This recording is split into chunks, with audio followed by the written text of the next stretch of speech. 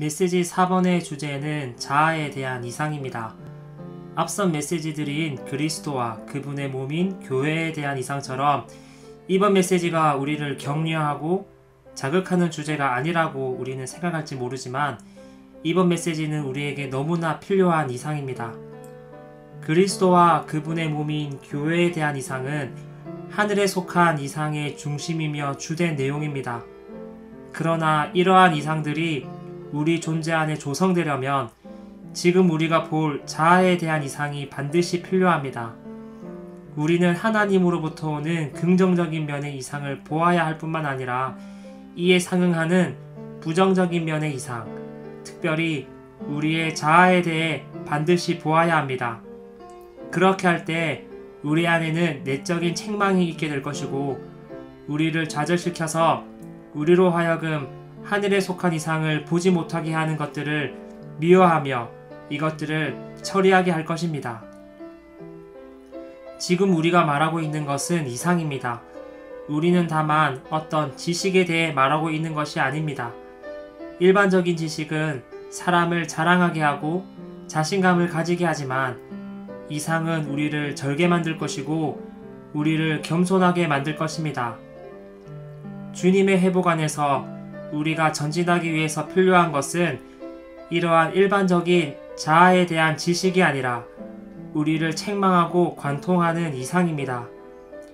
주님께서 우리에게 긍휼을 베푸셔서 그분의 빛이 우리를 관통하고 우리의 존재를 관통하여 자아에 대해 우리가 볼 수 있기 원합니다. 그러므로 우리가 이 자아를 제쳐두기 원하며 그러므로 그리스도의 몸이 건축될 수 있기 원합니다. 로마 숫자 1번입니다. 우리는 자아에 대한 이상을 보아야 한다. 이럴 때 자아가 폭로되고 부인되며 우리는 하나님과 몸에게서 독립되는 것을 미워하게 된다. 많은 그리스도인의 생활 가운데 우리는 죄는 잘 인식합니다. 그러나 자아는 가장 감추어진 것입니다. 이것을 인식하는 것은 너무나 어려운 것입니다. 우리는 죄와 세상이라는 대적뿐 아니라 우리에게 감추인 대적이 있음을 알아야 합니다. 마르틴 루터는 자기 속에 교황이 있는데 그 교황은 로마에 있는 교황보다 더 강하다고 말했습니다. 즉 여기에 감추인 원수, 즉 자아가 있다는 것을 그는 말한 것입니다. 이 자아가 부인되고 거절되지 않는다면 우리는 결코 전진할 수 없으며 단체적으로 우리는 그리스도의 몸으로 건축될 수 없습니다. 우리의 자아는 반드시 폭로되어야만 합니다. 우리가 자아가 무엇인지 참으로 보게 될 때 그분의 은혜로 우리의 자아는 부인될 수 있습니다. 자아가 무엇인지 알아야만 자아는 부인될 수 있는 것입니다. 먼저 자아는 폭로되어야 하며 그리고 이것은 부인되어야 합니다. 그 결과는 우리가 자아 안에 사는 것을 미워하고 하나님으로부터 독립적인 것을 미워하게 될 것입니다. A. 자아는 사람의 사상이나 의견이 강조된 혼생명이다. 자아가 무엇인지 우리는 이해해야 합니다. 이 자아는 혼생명인데 사람의 사상이나 의견이 강조된 혼생명입니다. 모든 사람에게는 생각이 있고 또한 모든 사람에게는 또한 의견이 있습니다. 우리가 숨쉬는 한 우리는 의견입니다. 우리가 여전히 심장이 뛰는 한 우리에겐 생각이 있습니다. 이것을 우리는 노력할 필요가 없습니다. 우리는 어떤 의견을 짜내려고 노력할 필요도 없습니다. 우리 자체가 의견이요 사상입니다. 그렇기 때문에 이 문제가 너무나 만지기 어려운 것입니다. 왜냐하면 이것이 우리의 조성이 되어버렸고 때문에 우리는 이것을 의식하지도 못하기 때문입니다. 1번 마태복음 16장 23절부터 25절까지 해서 세 용어는 서로 관련이 있는데 그것은 생각과 자기와 혼생명이다. 주님께서는 베드로에게 말씀하셨습니다. 너는 너의 생각을 하나님의 일에 두지 않고 도리어 사람의 일에 두고 있다. 또한 주님께서는 말씀하셨습니다. 나를 따라오려거든 자기를 부인하고 자기의 십자가를 지고 나를 따라오십시오. 누구든지 자기의 혼생명을 잃으면 또한 혼생명을 얻을 것입니다. 2번. 우리의 생각은 우리 자아의 표현이고 우리의 자아는 우리 혼 생명의 체현이다. 우리의 자아는 가장 감추어져 있습니다. 이것은 우리의 존재 안에 갇혀져 있습니다. 그런데 우리의 자아에 출로가 있는데 그것은 바로 우리의 생각입니다. 그렇기 때문에 우리가 어떤 사람의 생각을 들어본다면 우리는 그 사람의 자아가 무엇인지를 우리는 알 수 있는 것입니다. 그러므로 이 사상은 그 사람의 자아의 표현입니다. 자아는 바로 그 사람의 혼의 체현입니다. 3번. 우리의 혼 생명은 우리의 자아에 의해 체현되고 살아 나타나며 우리의 자아는 우리의 생각과 사상과 사고와 관념과 의견을 통해 표현된다. 비록 우리가 사람의 자아를 분명히 볼 수는 없지만 우리는 이것을 관찰할 수 있고 또한 동일시할 수 있습니다. 그것은 바로 우리가 그 사람의 의견을 봄으로써 알 수 있는 것입니다. 그 사람이 무엇을 표현하며 그 사람의 사상이 무엇이며 그 사람의 관념이 무엇인지를 볼 때 우리는 이 사람이 자아로 가득한 사람인지 아니면 자신을 위하는 사람인지 그렇지 않은 사람인지를 우리는 알 수 있습니다. B번입니다. 자아는 사탄의 체현이다. 자아는 혼 안에 있는 사탄의 본질이며 혼을 하나님에게서 독립하게 만들어 혼 스스로의 의견과 뜻을 표현하게 한다. 자아는 다만 혼의 체현이요 표현일 뿐만 아니라 이 자아는 사탄의 체현입니다. 자아는 혼 안에 있는 사탄의 본질이며 혼을 하나님에게서 독립되게 만들어 혼 스스로의 의견과 뜻을 표현하게 만듭니다. 하나님이 사람을 창조하셨을 때 하나님은 결코 자아를 창조하지 않으셨습니다. 하나님께서는 산 혼을 창조하셨습니다. 하나님께서 사람에게 생명의 호흡을 불어 넣으셨을 때 사람이 살아있는 혼이 되었습니다. 자아는 하나님의 창조의 산출물이 아니라 바로 타락의 산출물입니다. 어느 지점에서 사탄이 자기의 독을 사람에게 주입했을 때 사람의 혼은 자아가 되었습니다. 자아의 기원은 사탄이 자신의 사상을 사람의 생각 속에 주입한 것이었다. 사탄은 가장 좋은 세일즈맨입니다. 사탄은 의문부호를 넣어서 자신의 생각을 하와 안에 주입하였습니다. 마귀는 하와에게 질문의 형태로 왔습니다. 이 질문은 그가 어떠한 것을 몰라서 그랬던 것이 아니라 이것은 그가 하와 안에 무언가를 주입하기 원했기 때문입니다. 2번입니다. 사탄에 속한 무언가가 혼에 더해졌을 때 혼이 자아가 되었다. 혼에 더해진 것은 사탄의 사상 혹은 사탄의 생각이었다. 사탄은 뱀의 형태로 와서 여자에게 의문부호를 넣었고 그리고 자신의 사상을 그녀에게 주입했습니다. 사탄 안에는 생각이 있었습니다. 하와 안에는 생각이 없었지만 사탄 안에는 하나님께 도전하고 하나님보다 높아지려 했던 그러한 생각이 있었습니다. 그리고 하와에게 질문함으로써 그 생각을 주입한 것입니다. 3번입니다. 자아는 혼에 사탄적인 생각이 더해진 것이다. 고린도후서 11장 3절에서 바울은 고린도 믿는 이들에게 그는 하나님의 질투함으로 질투한다고 말했습니다. 바울은 고린도의 믿는 이들이 하와가 속임당했듯이 속임당할까봐 두려워했으며 또한 그리스도를 향한 단순성과 순수성에서 오염될까봐 두려워했습니다. 하와의 생각은 그 단순성과 순수성에서 오염되었습니다. 그 이후에 아담과 하와는 더 이상 단순하지 않았습니다. 그들은 복잡하게 되었고 하나님으로부터 숨었습니다. 그전에는 그들은 아주 하나님 앞에서 순수하게 살았지만 그들에게 사탄의 생각이 주입되었을 때 그들은 복잡하게 되었고 하나님으로부터 숨었고 또한 하나님을 떠나게 되었습니다. C번입니다. 우리가 자아에 대한 이상을 가진다면 자아가 무엇인지를 보게 될 것이다. 자아는 바로 하나님에게서 독립을 선언한 혼이다. 우리의 자아에 관련해서 우리의 자아는 혼 생명이 생각과 의견에서 표현된 것입니다. 사탄과 관련해서 우리의 자아는 사탄의 체현입니다. 이것은 사탄의 생각이 체현된 것입니다. 또한 하나님과 관련해서 우리의 자아는 하나님으로부터 독립을 선언한 혼입니다. 1번. 타락으로 인하여 하나님께서 창조하신 혼은 하나님에게서 독립을 선언하였다. 사람이 성가하게 지식나무에 참여한 후에 사람은 하나님으로부터 도망하였습니다. 이것은 하나님으로부터 숨은 것입니다. 이것은 사람이 이전에는 모든 면에서 하나님을 의존했다는 것을 말해주는 것입니다. 그러나 이제 사람은 하나님으로부터 숨게 되었습니다. 또한 하나님으로부터 독립을 선언하게 되었습니다. 이것은 엄중한 것입니다.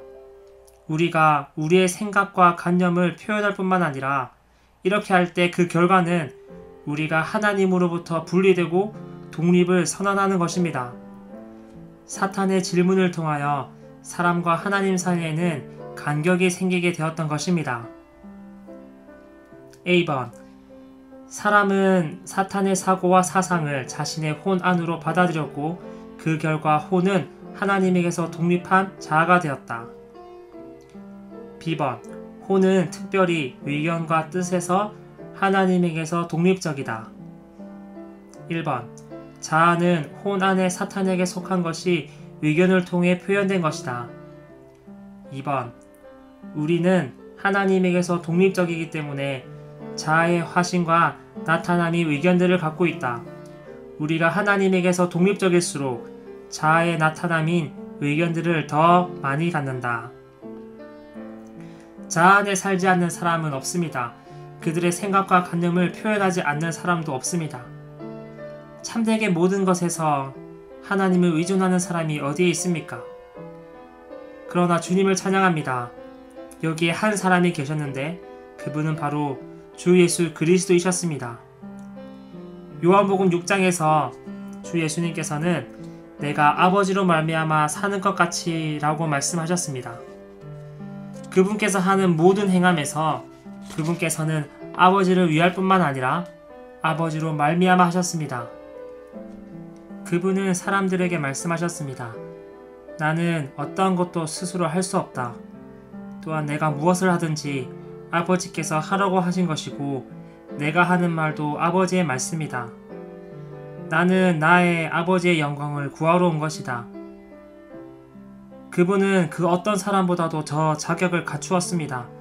주 예수님께서는 하나님이었고 그분이 원하는 것을 그분은 무엇이든지 할 수 있는 분이셨습니다. 그러나 그분은 사람의 위치에 서셨고 그분이 선포하신 것은 바로 아버지 하나님을 의존한다는 것이었습니다. 아버지께서 하지 않으신다면 그분께서는 아들은 아무것도 할 수 없다고 말씀하셨습니다. 그분은 참으로 우리의 본이십니다. 그분은 하나님을 의존하는 생명을 사셨고 그분은 완전히 자아에게서 떠나 있었으며 그분은 완전히 하나님의 목적을 수행하셨습니다. 이러한 주 예수님께서 바로 몸의 머리이십니다. 우리는 그분의 몸으로서 그분은 우리를 그분과 똑같이 재생산하십니다. 그분은 아버지로 말미암아 사셨습니다. 그리고 그분은 자신을 먹는 그 사람도 나로 말미암아 살 것입니다 라고 말씀하셨습니다.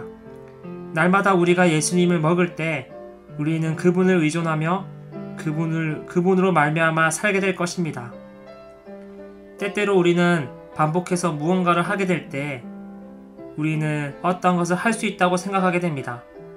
우리가 어떻게 복음을 전해야 하는지, 또한 어떻게 목양을 해야 하는지, 또한 우리가 어떻게 기도를 해야 하는지 우리가 이러한 의식을 갖는 순간 이것은 위험 신호입니다. 이것은 은혜에서 떨어지게 되었다는 표시입니다. 우리는 주님께 기도해야 합니다. 주여, 내가 약하고 실패할지라도 절대로 내가 당신에게서 떠나지 않게 해주십시오. 우리의 증거는 우리가 다만 주님을 의존한다는 것입니다. 우리는 자아 안에 있지 않습니다. 우리는 결코 자랑할 것도 없습니다. 주님께서 우리를 구출하셔야만 합니다. 우리가 자아에 의해 사는 것에서 주 예수님께서는 우리를 구출하셔야만 합니다. 자아는 이제 드러나야 하고 부인되고 제쳐두어져야 합니다. 주님께서는 첫 번째 하나님 사람이셨던 그분처럼 우리를 많은 하나님 사람으로 재생산하시고 그분과 하나 되게 하시길 원하십니다. 2번.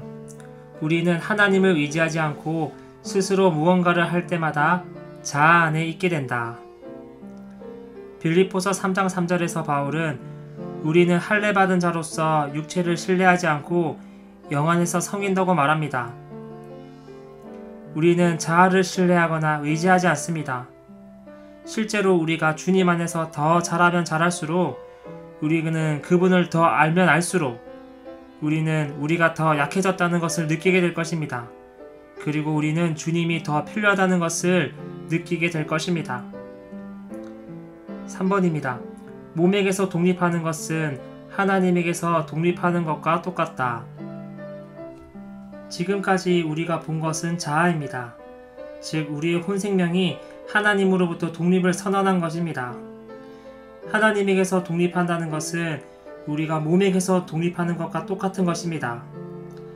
그리스도는 하나님이시며 그분은 몸의 머리이십니다. 또한 교회는 그리스도의 몸입니다. 우리가 머리로부터 독립할 때 이것이 가리키는 것은 우리가 몸으로부터 독립하는 것을 말하는 것입니다. 요한복음 15장 4절부터 5절에서는 주님께서 여러분이 내 안에 거하지 않는다면 여러분은 아무것도 할 수 없습니다 라고 우리에게 말해줍니다. 우리가 그분을 떠난다면 우리는 아무것도 할 수 없고 또한 우리는 아무것도 아닌 것이 되게 될 것입니다. 우리가 무언가를 하려고 할 때 또한 주의 회복 안에서 무언가를 활동하려고 할 때 우리는 우리의 몸의 지체들, 우리의 형제들이 그것을 어떻게 느끼는지를 우리는 반드시 알아야 합니다. 우리는 주님을 의존할 뿐만 아니라 우리는 반드시 몸도 의존해야 합니다. 우리는 주님만 의지하지 않고 또한 몸을 잊어버릴 수 없습니다. 우리가 참되게 주님을 의존한다면 우리는 또한 몸을 의존하게 됩니다. 몸은 바로 놀라운 인격이신 그리스도의 일부입니다. 우리가 하나님을 의존하는가의 참된 시험은 우리가 얼마나 많이 몸을 의존하는가에 달려 있습니다. 로마 숫자 2번입니다. 몸에 대한 이상을 보지 못하게 하고 몸의 생활을 실행하지 못하도록 막는 것이 곧 자아이다. 우리의 자아는 교회의 건축을 너무나 힘들고 어렵게 합니다. 지난 2000년 동안 마태복음 16장 18절에서의 주님의 말씀은 여전히 성취되지 못했습니다. 왜 아직까지 교회가 건축되지 못했습니까? 오늘날 우리는 일반적인 교회의 기독교의 일반적인 상황을 볼 때 우리의 마음은 너무나 아프며 또한 우리로 하여금 눈물을 흘리게 합니다. 오늘날 교회들 안에는 무엇이 있습니까? 이것은 하나님이 보시기에 미워할 만한 것들입니다. 많은 것들이 주님을 대치하고 있습니다. 주 예수님께서 마태복음 16장 18절에서 건축의 말씀을 하신 이후에 얼마나 우리 가운데 건축의 일이 성취되었습니까? 이러한 건축의 일이 성취되지 못한 주된 이유는 모든 사람들이 자아에 사로잡혀 있기 때문입니다. 건축은 우리의 자아가 얼마나 많이 부인되었는가에 달려 있습니다. 자아가 여전히 있는 한 건축의 일은 가능하지 않습니다. 교회 생활의 실행에 있어서 주된 일은 무엇입니까? 복음을 전파하는 것입니까? 아니면 새신자를 목양하는 것입니까? 이러한 것들은 다 필요한 것이고 중요한 것들이긴 하지만 교회 생활의 실행에서 주된 것은 그리스도의 머리 되심을 존중하는 것입니다. 머리가 없다면 결코 몸이 있을 수 없습니다. 모든 것은 머리에서 나와야 합니다. 우리는 반드시 그리스도의 머리 되심을 존중해야 합니다. 우리가 복음을 전하고 교회를 세워야 하지만 이 모든 것은 머리를 통해서 시작되어야 합니다. 그렇지 않다면 우리의 많은 일들과 심지어 우리의 겸허함과 주님을 경배하는 것조차도 우리의 자아를 표현하는 것이 될 수 있습니다. 이것은 가식적인 겸허입니다. 또한 제멋대로 하는 경배입니다. 교회 생활 안에서 많은 실행들이 있지만 자아가 가득하다면 그리스도는 어디에 계실 수 있겠습니까? 이렇게 할 때 교회는 결코 건축될 수 없습니다. A번. 몸은 자아와 반대되고 자아는 몸의 원수이다. 우리는 자아를 있는 그대로 인식해야 합니다. 자아는 몸의 원수입니다. 몸의 원수는 우리 옆에 있는 형제 자매들이 아닙니다. 몸의 원수는 자아입니다. 우리는 반드시 이것을 보아야 합니다. 이 자아는 폭로되고 인식되고 거절되고 부인되어야만 합니다. B번. 자아는 주님과 몸에게서 독립된 것이기 때문에 자아는 몸을 건축하는 데에 가장 큰 문제거리이다. 우리는 다 우리의 교회 생활 안에서 서로의 관계 안에서 체험이 있을 것입니다. 우리는 다른 사람들을 보지 않기를 배워야 합니다. 그게 저 형제자매의 문제였구나 라고 보지 않고 겸손히 우리 자신의 문제임을 보기를 바랍니다. 교회 생활 안에 지금까지 있었지만 아직까지 내가 건축되지 않았고 이것은 다른 지체에게 문제가 있는 것이 아니라 진정한 장애물은 바로 감추어져 있는 우리의 자아인 것을 우리는 반드시 보아야 합니다.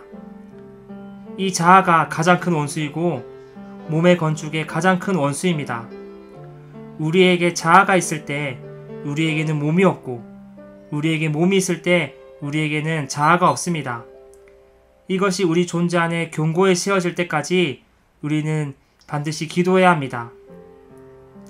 자아와 몸은 결코 함께 가질 수 없습니다. 이것은 상호 배타적인 것입니다. 우리가 몸을 가지길 원한다면 우리는 반드시 자아를 떠나 보내야만 합니다.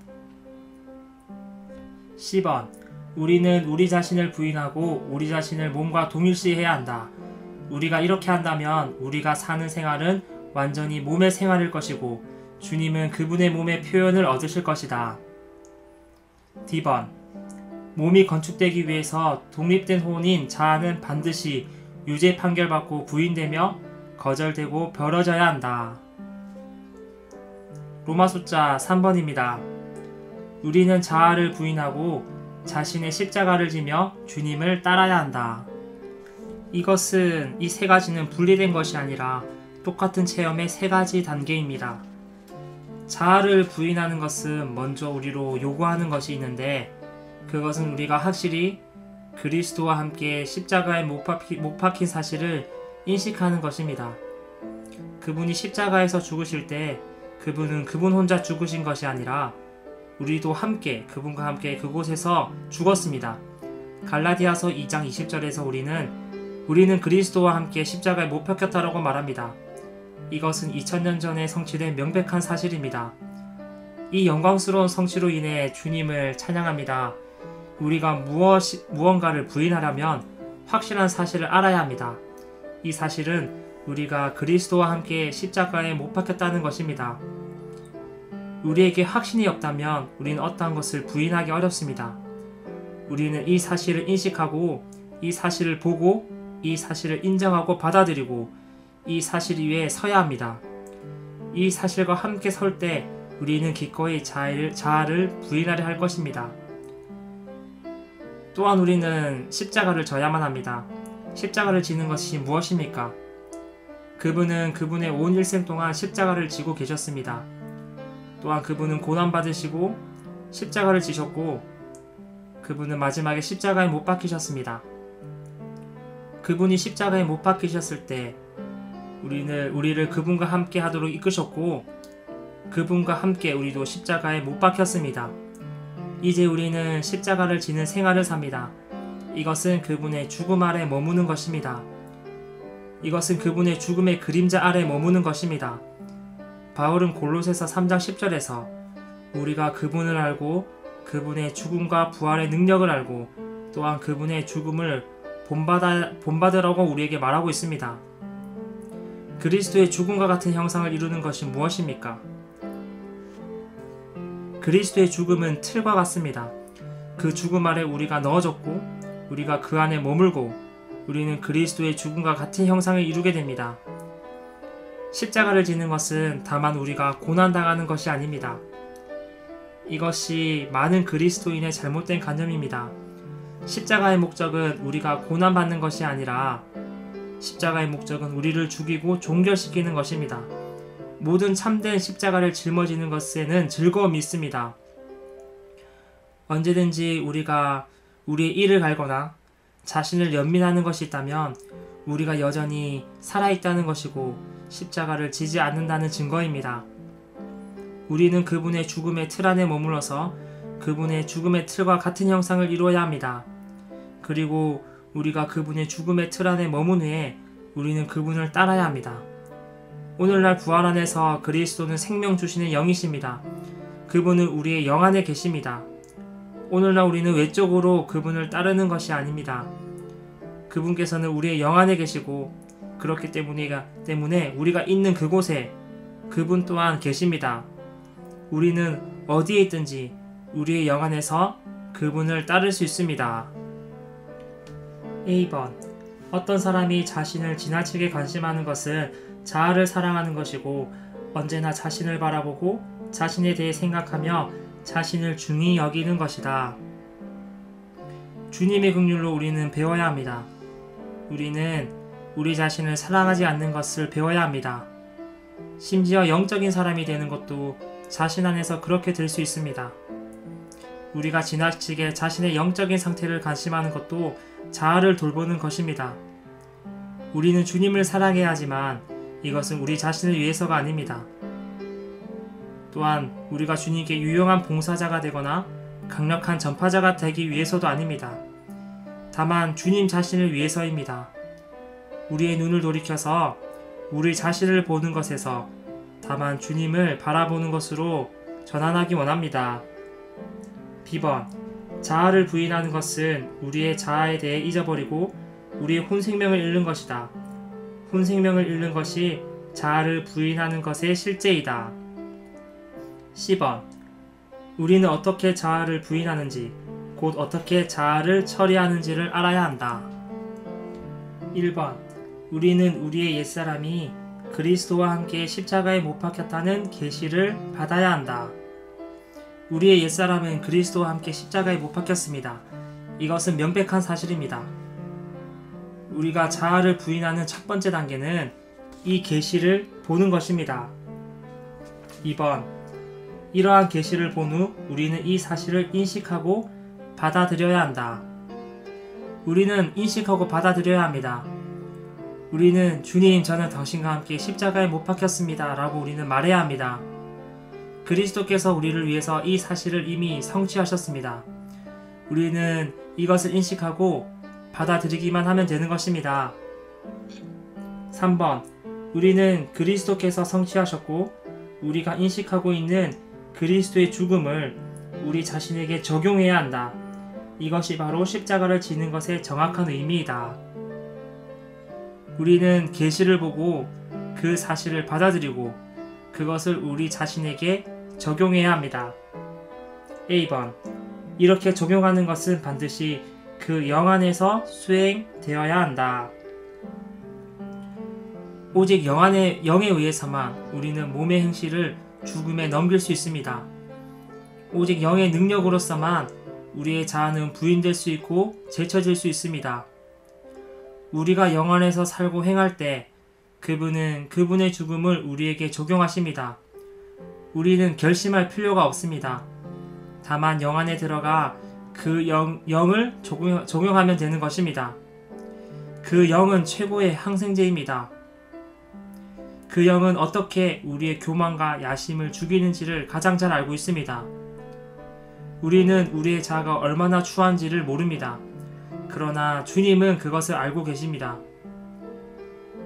이 놀랍고 강력한 항생제가 우리의 어디를 만지고 어디를 죽여야 하는지를 아십니다. 우리는 그러므로 반드시 주님과 한영 되어야만 합니다. B번. 우리가 그 영 안에서 살고 행할 때 그 영은 그리스도의 죽음을 우리에게 적용하신다. 4번. 십자가를 지는 것은 우리의 자아와 타고난 생명과 옛사람을 끝내기 위하여 우리를 죽이는 그리스도의 죽음 아래 머무는 것이다. 이렇게 함으로써 우리는 자아를 부인하여 우리의 영 안에 계신 생명 주시는 영이신 주님, 부활하신 그리스도를 따르게 된다. 궁극적으로 우리가 자아를 부인하는 것은 그 영을 누리는 것입니다. 주님을 찬양합니다. 우리가 그 영을 더 누릴수록 그 영은 어떻게 자아를 죽이는지를 압니다. 그 영 안에는 죽이는 요소가 있습니다.